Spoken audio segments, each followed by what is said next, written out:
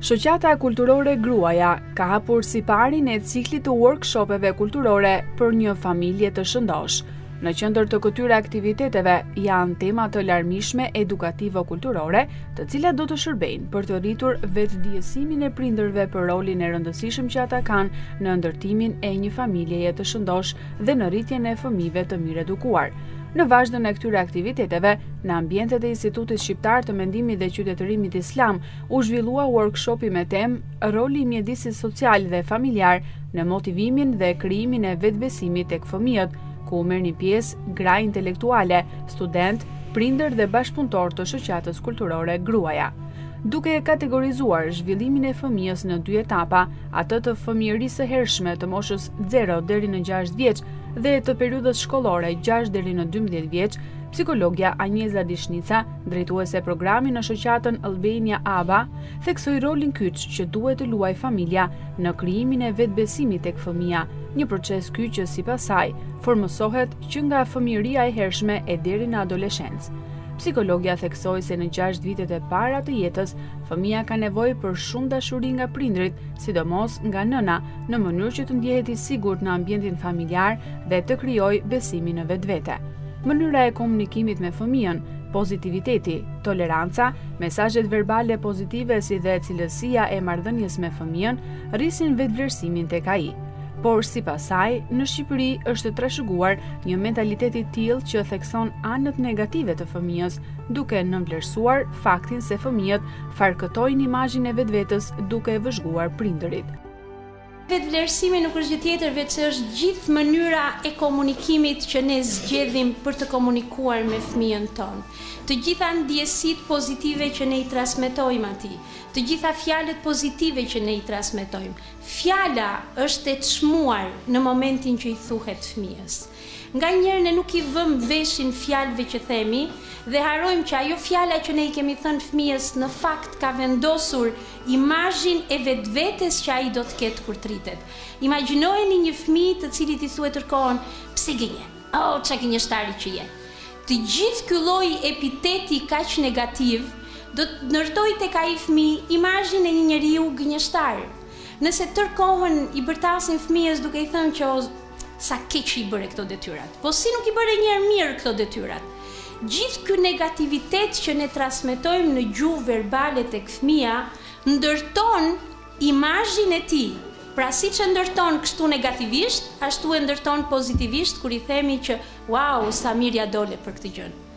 Dhe në fakt kjo lidhet një çik edhe me kulturën tonë. Ne kemi të bëjmë dhe jemi një kulturë ku kemi gjithmonë prirjen për të nxjerrë në pa atë që është negative, atë që është e keqe, atë që është e dhimbshme. Kjo është prirje njësoj, po themi gjenetike, na ka kaluar tani nga njëri brez të tjetrit dhe na janë shkruar në formulat gjenetike gjithë ky mënyrë komunikimi dhe sidomos të menduarit, sepse gjithçka vjen nga të menduarit. Sistemi të menduarit është në fakt ai që vendos mënyrën e komunikimit që do të kemi ne me fëmijët tanë. Mirë, po ky sistemi të menduarit e neve nënave na ka ardhur nga ai imazhi i vetvetes që na ka ndërtuar ajo nëna kur ne kemi qenë të vogla. Dhe ajo nëna jon kur ajo ka qenë e vogël. Pra imagjinojeni të edukosh një fëmijë dhe të rritësh vetvlerësimin e tij është në breza, është shumë ka kaluar në breza më parë, nuk është kaq e kollajt. Periudha më e vështirë e zhvillimit të fëmijës është ajo e moshës 6 deri në 12 vjeç, pasi ai fillon të kërkojë gjëra materiale që prindi nuk mund t'i përballojë, duke çuar shpesh në zhgënjimin e fëmijëve. Përballja e fëmijëve me botën, me shokët dhe shoqet të cilët mund të kenë gjëra që fëmijët tanë nuk i arrin dot, përbën një tjetër sfidë për prindin, pasi situata të tilla janë vërtet të vështira për të menaxhuar, ndaj në të shumtën e rasteve prindërve u duhet të vendosin fëmijëve disa kufi. Fëmia tani fillon frekuenton shkollën. Fillojnë hyjnë në lojë persona të tjerë. Nëse midis moshës 4 dhe 6 vjeç kur ai ishte në kopësht dhe në parashkollor, qëndrimi i edukatorëve është më shumë qëndrim mikpritës, le ta kuptojmë fëmijën, fëmia në kopësht vjen më shumë për të luajtur sesa për të mësuar, ndërsa shkolla është një vend ku ka rregulla. Kemi një imazh mësuese, kemi rregulla dhe rregulla do të thotë limite. Dhe përballë këtyre limiteve, gjendet fëmia jon. Sot vetvlerësimi është në një ambient kulturor, social dhe financiar, mos harroni që financat sot luajnë jashtëzakonisht shumë rol, konflikti shumë i madh midis asaj çka ke dhe asaj çka je. Sot tendencat shoqërore janë tek ajo çka ti ke. Sot fëmijët vlerësojnë njëri tjetrin nga puna, nga lekët dhe nga makina që kanë prindrit.